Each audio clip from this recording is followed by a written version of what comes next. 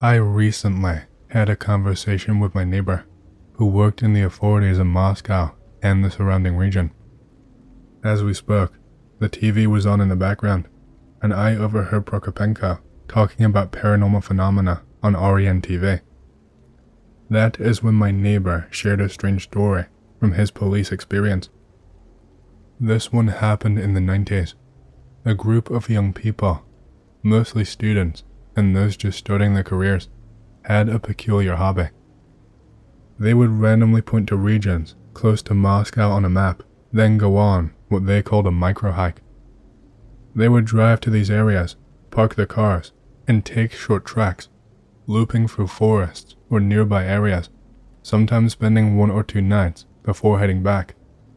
This time, there were 9 of them, 5 guys and 4 girls. They made it to their camp, which was set up by a river, next to a forest. According to 2 survivors who did not lose their sanity, the others went mad. Strange things started happening at night.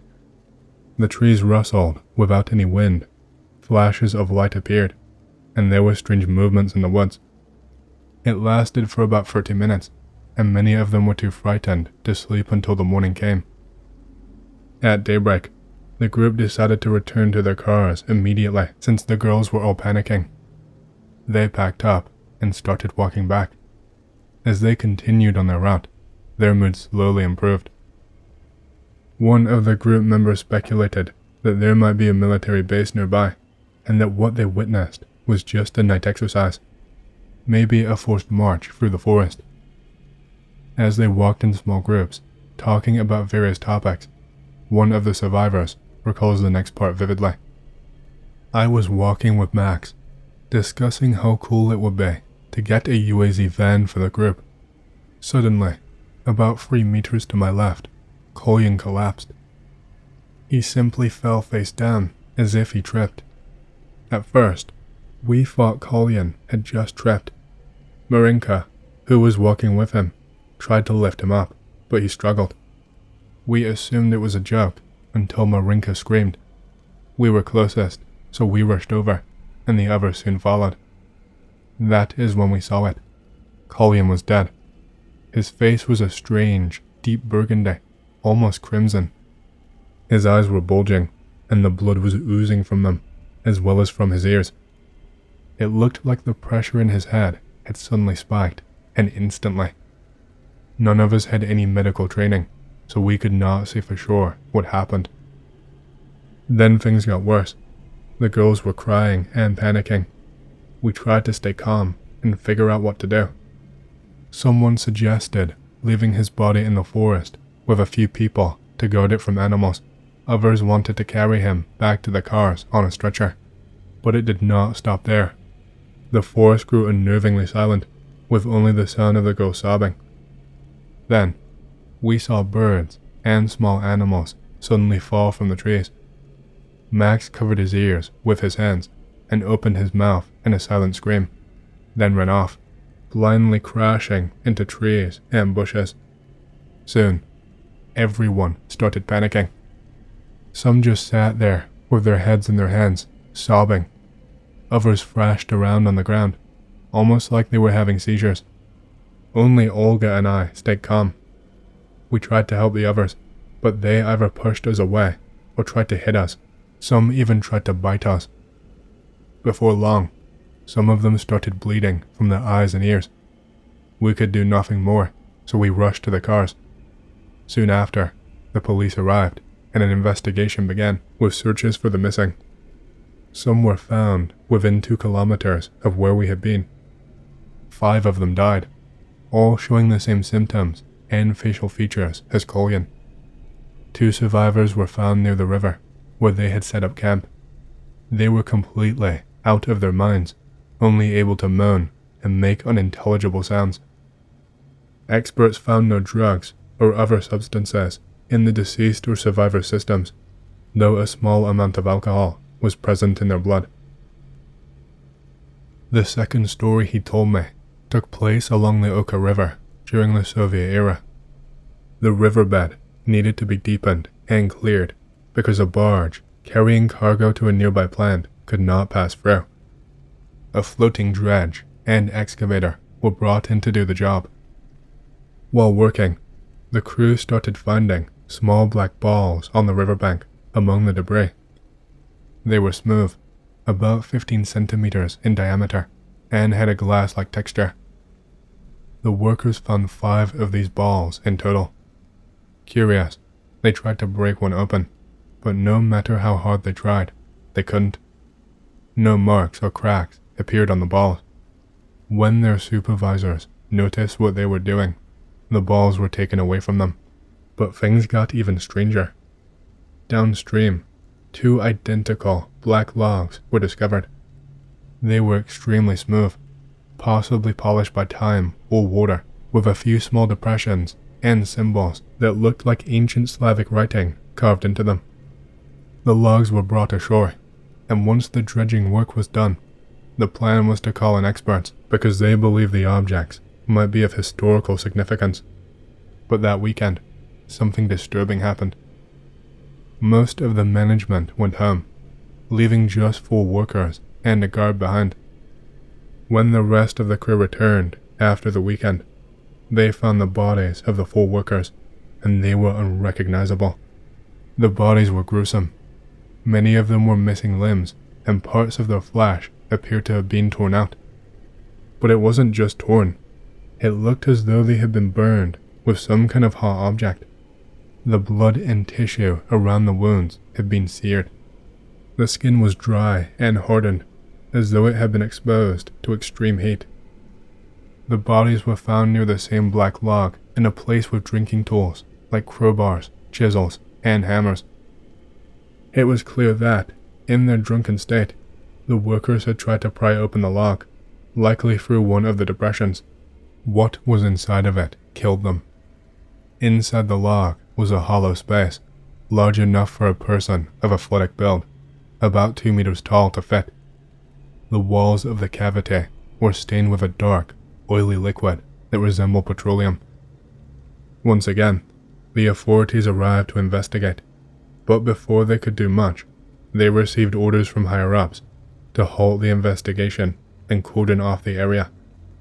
The bodies, the logs, and the black balls were taken away, their whereabouts unknown.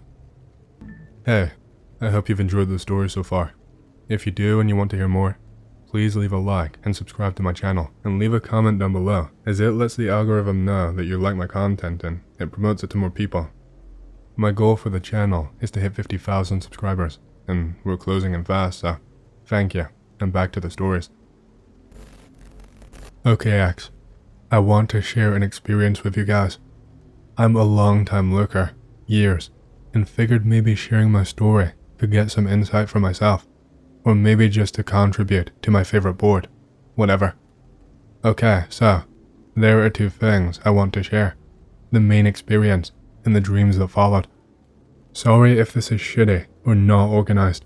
I've only shared it with a couple of close friends, and I've never actually typed it out before. The year is 2004, and I am 18 years old. I am now 28. I was living at a Job Corps center in Moses Lake, WA. For those of you that don't know, JC is like a live-in job training place for low-income kids / fuck-ups. A little background on JC. Most people there were under the age of 18, and the oldest were getting close to 25. 25 is the age cutoff where you can't participate in the program.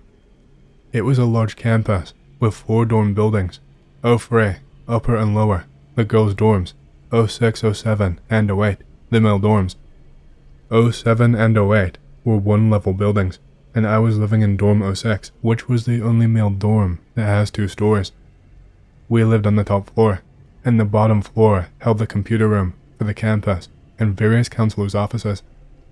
The whole campus used to be a military base, and there were old missile silos under some buildings and a network of tunnels that started under the admin building and continued all around. The staff denies their existence, but I knew they were there, because I was in them personally, thanks to some friends in the maintenance trade that had keys to everything on the center. The first time I went down there, I found a ratty old mattress and a bunch of garbage covering a wall, and farther down, Underneath what I would estimate to be the cafeteria/kitchen building, there was graffiti and all sorts of shit smeared all over the walls. Side story time. There used to be a student there that everyone called Lurch. He was really fucking tall and creepy. He was into all sorts of satanic bullshit and had a small cult following.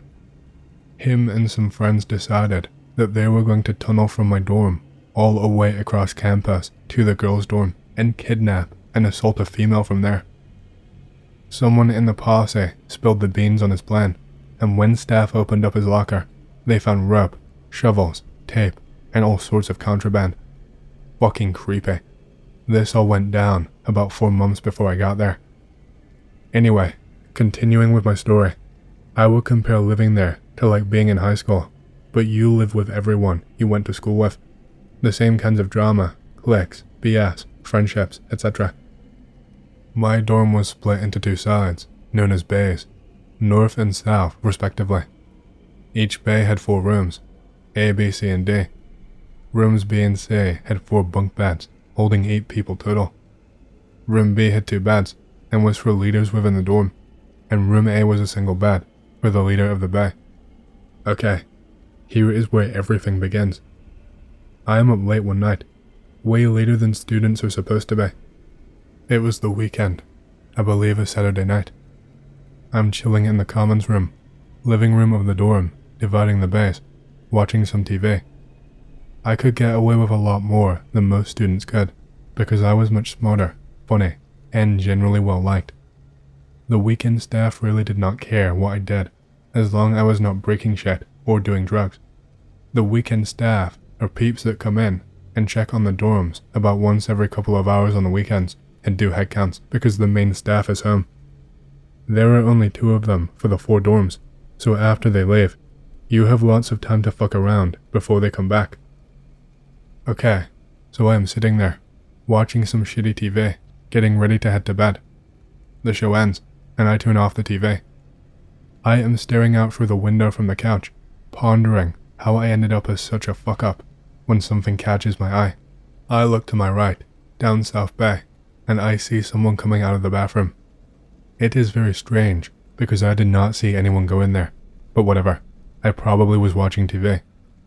This person comes straight out of the bathroom and walks towards the wall and into the light. I see that it is a completely new girl, looks to be around 17 to 19 or so, with really long blonde hair that was almost to her waist. Most of it was down her back, but there were some thick strands that came down in the front, around her breast, and nearly to her waist. I smile to myself and think, someone is getting some, figuring someone snuck her in for a booty call or something. She turns toward the living room and slowly starts walking towards me. As she gets closer, I see that she's got blood all over her head and chest. She keeps coming towards me, and I call out to her, asking if she is okay, if she needs help, etc. She does not respond at all, and I think she is very hurt. Her head looks fucked up, like it was bashed in with something. About 15 to 20 feet away from me, she turns to her right and opens this door to a side room that shares a wall with a living area. It's for our dorm court where we hold paperwork and various crap for people that break rules. I walk over and open the door, and there is no one in the room. I turn on the light, and she is just gone. Absolutely gone. One of the walls has a window covering half of it that you can see out into the living room from, but it does not open. It's like part of the wall, and there are no other exits to that room. I am seriously freaked the fuck out. I don't know what to think. She did not look like I would imagine a ghost or spirit to look like. She looked like a full-on, real naked girl, 100%, but she is just gone. So I go back to bed, and decide to ask my bay chief about it in the morning. He had been there a really long time, and was into all sorts of mumbo-jumbo related to ghosts and urban legends and whatnot. That is the main experience that I wanted to share with you. Next I will share the dream, which still scares me to this day, although I have not had it in a very long time. This is the dream I had after seeing this girl. I am chilling out at the mall with 3 very close friends of mine. We come to an open area in this mall, and for some reason, decide to play a sort of roller hockey, except instead of rollerblades, we are on those little boards with 4 wheels from gym class. You know, the ones that you can slide around on. Kinda like the things mechanics lay on to roll under cars while they are working on them. Anyhow, I end up as a goalie, laying on one of these boards, scooting all around with my feet, trying to block my friend's shots with a pillow that I have tied to my stomach. We play for a little while, and I get this sinister feeling. I look to the left, and on the staircase is a man with a large rifle. He starts to shoot at my friend, and I attempt to slide my board in the way to protect him and obscure the shot until we can get away. He fires a couple of rounds that miss, and I pull the pillow up over my head to protect it. I hear a third shot and feel a brutal impact to my head, and everything goes dark. I am floating, disembodied in complete darkness. My friends are nowhere to be found. I can't see or hear anything. Suddenly, I feel very, very light and start floating upwards slowly. I hear this soft, angelic chanting that kinda reminds me of the main screen for Halo 2, if you just let it play. Everything gets brighter and brighter, and I feel like I am about to reach a destination, when suddenly, every inch that I float up, I start to get a little warmer, and warmer, and warmer. I am downright hot, very uncomfortable, and I start to sink away from the brightness and the chanting, way, way down. I black out. I come to, and I am lying in the street with my 3 friends. There is no one else around at all, and everything seems grey and devoid of life. There are no birds or cars driving or anything. I feel completely alone, even though my friends are there. We all sort of realize that we died. We also agree that we are now in hell. I remember my friend Steve saying, well, this doesn't seem too bad. We start wandering around town with no real goal. We go into this rundown looking house, and no one is home, of course. There are papers and books strewn about the floor, and most of the windows are broken out. In the living room, we hear this thumping sound. I move a bookcase, and there is a little crack in the wall. I look inside it and see a set of eyes inside, and an arm reaching out to try and pull the bookcase back. It's someone I know from campus, named Andrew. He is an older guy, for campus, about 25, kind of a loner and really soft-spoken. He tells me that it is quiet in here, and no one will ever find him. I tell my other friends about it, and then we all leave. We walk for some time, no one talking or anything, until we come to an overpass or something. We go down below, and there is a little stream, and a group of dingy-looking people. They look like bums, or people that have been homeless for a very, very long time. Tattered clothes, dirty skins, just gross in general. We approach them, and they are passing around what looks to be a loaf of homemade bread, completely brown around the outside, and they are breaking pieces off of it, eating the piece, and then passing it to the next person. They tell us that it is heroin. I want absolutely nothing to do with it, and refuse to eat it when they pass it to me. I grab it, and immediately try to pass it to the person on my left, but the next thing I know, I see my hands rip a chunk off, against my will, and put it in my own mouth. The whole time I'm trying not to, but it happens anyway. I black out. I come to, outside of this little bullet-looking RV in some parking lot. Very small. Everything is still grey and lonely, and I figure I am still in hell. I open the door to the RV, and inside is nothing but knives, sticking out of the walls, the ceiling, inside every drawer, on the tables. Everything is fucking knives and knife blades. I approach the table and grab a large knife. I take it and draw it slowly over my stomach. Blood starts to pour out of me, and when I see it, I go ballistic. My entire view is red now, no more grey. So much red that I can barely make out what's around me. A giant crimson fog surrounds me and my every action. I start cutting into myself like a madman, stabbing, slicing, everywhere all over me. I feel the pain, but I cannot stop. Each cut makes my view more and more red, and makes me want to cut more, and it's a fucking hurricane of blood and crimson fog. I black out. I come to, and I am still inside the bullet trailer thing. The knives and blades are all gone, and I am completely fine. no cuts on me, but there is still blood everywhere, all over the walls, everything. I look over, and in the middle of the floor lies the brutally mangled corpse of a baby. Could not be older than 1.5 years old. At that moment, a woman walks in, screaming and crying. Behind her comes her boyfriend, another person I knew from Job Corps. We can call him Jake. It is their child I have killed, even though in real life they do not have a child. He freaks and starts hitting me, but I feel nothing. I am pinned against the wall and cannot move. I feel horrified. I know that I did this to this child, even though I don't remember doing it. I must have done it in the blood haze earlier. She grabs a knife from nowhere and stabs it into my head. I wake up in bed in Dorm 08. I cannot believe or try to explain how realistic this dream was. It is beyond real. Anyway, I wake up and my mouth feels like it's full of sand, so dry. I stumble out of bed and down the hall, looking for a water fountain.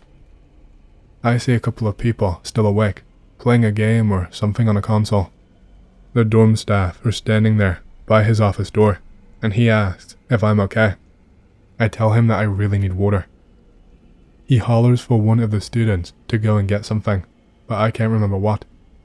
I look up at the student he hollered to, and he is completely invisible. I can only make him out, because there is this 6-inch wide band of light or energy or something that travels from his feet up to his head at a medium speed, and I can see the part of his body that the band is currently on, but nothing else. Something is not right. I live in 06, not 08. I see a fountain to my right and go to drink. The more water I drink, the more sand I can feel filling my mouth and throat. I turn back to the living area, and at that exact moment I see her.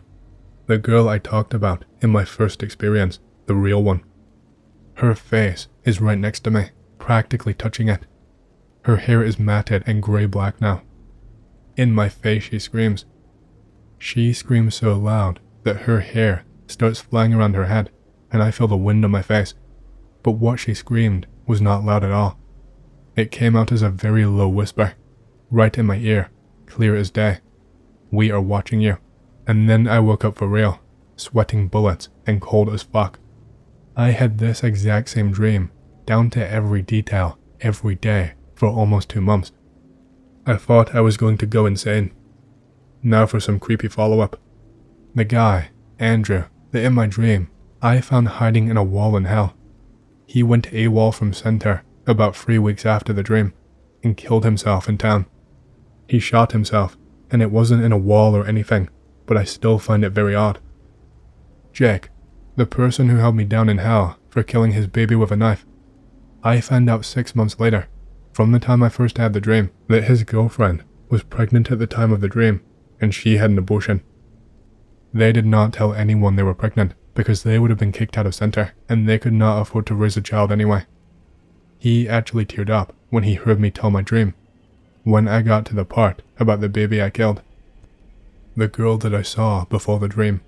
After talking to the guy that knew about the urban legends of the center, call him Matt, he said that people have seen her before and called her Head Wound Girl. According to him, she was beaten and left for dead by some guy in this area before it became a Job Corps. I don't really believe him though. I get the feeling that he's just feeding off from what I told him and trying to sound in the know or something. I don't know. So, anyway X, that is my story. This all happened to me, as real as can be, in October of 2004, Moses Lake, WA. Be 7-year-old Anon. Remember having to travel to city for some kind of dental appointment. Remember waiting with my mom and dad. Remember them being awfully kind of quiet. Nurse arrives and takes me to a big room. Don't remember what the nurse tells me before the dentist comes in. He says he has to put me asleep with gas. Being the little child that I am, I find it odd, but don't question, because I think I could beat the gas and stay awake. They put a mask over my face, then they leave the room. I remember thinking, this won't work, as I look around the room. But it does, and maybe 2 minutes after they left, I am out. I wake up with a jolt, and find myself in darkness with little light. I remember finding myself tied upside down, spread-eagled with only pants on. I look ahead at the back of many heads, sitting facing towards something. I look past the heads to the giant screen they are watching. There is a person being cut up and operated on. All I could do is scream incoherently for my mom and dad. I remember one of the heads turning at some point, and they have a doctor's mask, like in Pick related, and they were wearing glasses. It's a man. He brings a finger up to his mouth and says something, but I do not remember it. He turns back around, and I am stuck in this theater. At some point, I tire myself out, screaming, and go unconscious. When I wake up again, I am back in my house with my parents, and it is night. I don't know why, but I pull my shirt up to look at something that isn't there. I don't know if what happened was a nightmare or not, and it confuses me and terrifies me to the point of not being able to sleep. In the morning, I asked Dad and Mom when we got back from the city, and they said yesterday morning. I don't know how to ask them the next question. I don't know the right questions to ask, so I just ask, did anything happen? They say, like what? Anything weird, I ask. Did you have a nightmare or none? I only look at Mom. Well? No, I finally say. Then why did you ask? I don't know. Never tell anyone what happened all these years, because I was not sure if it did happen or not, but the fucking sheer feeling of dread and horror still remain, and I still clearly remember flying to that city with parents and waiting with them before the nurse got me. Not really sure if this is a forest story, but I will give it a shot. There was a grove of trees near my middle school that everyone called the woods. It had a long rope swing that me and a few of my friends used to dick around on. It was pretty secluded, even being about a quarter of a mile away from the school / the neighborhood. Once, when I was 13, I was dicking around the swing when I spotted something. Turns out, there was a dog tag, the kind that would have literally belonged to a dog, not a soldier, nailed to one of the trees, with the name Europa and a phone number on it. Curious, I called it. Someone picked up pretty quickly, but there was just heavy breathing on the other end of the line for around 30 seconds. I was about to hang up when this heavy, gravelly voice spoke up. At first, I was too shocked to say anything. I had not expected anyone to answer, or was hoping the line was dead or something. The other end was difficult to make out through the static on the line, but the sound of the voice made the hairs on my arm stand up as soon as I heard it, even though it took me a moment to make out what it was saying. Did you touch it? No, it didn't sound much like a question, but for some reason, it felt like I had to come up with an answer. The idea of not answering did not even cross my mind, despite the fact that I had no fucking clue what the other person wanted. It wasn't until I tried to talk that I realized how terrified I was, but I managed to stutter out a quick no. I can't say what scared me so badly about the call. Maybe just the fact I was 13 and alone, easily a quarter of a mile from anyone else, or that I felt like I was violating something by calling the number. Couldn't really say what I felt like I was violating, but it felt like it nonetheless. There was a sharp inhale on the other end of the line, then terrifying, unhinged laughter. The other end started to say something, but I hung up and fucking booked it home after that. A restricted number called me later that night, which was weird, because blocked numbers usually read as unknown caller on that phone, and left a message. When I got the courage to listen to it with a friend a few days later, it was just the same laughter I'd hung up on, and a chant of, "You should not have done that," by what sounded like 5 or 6 different, hollow, unsettling voices. Unlike the phone call, the message was crystal clear. I deleted that shit with the force of a wrathful god, and refused to touch my phone for the rest of the day. I would occasionally get calls from a restricted number after that, but I would never answer them. Luckily, that phone broke before the end of the year, so I got a new one, with a new number. Since getting a new phone, it has never happened again. The dog tag was still there when I went back to the grove with my friends a few days later. I'm pretty sure it was there until they cut down the grove to make way for a huge dog park / baseball field a few years back actually. Never heard of anyone else trying to call the number though. TLDR, I found a dog tag with a number on it nailed to a tree, called the number, and was answered by heavy breathing and manic laughter. In retrospect, there is basically no way it wasn't just some older kids fucking with me / whoever else hung around in the grove, but thinking about it still kind of terrifies me. As breaking news to no one anywhere, I'm a huge fucking pussy.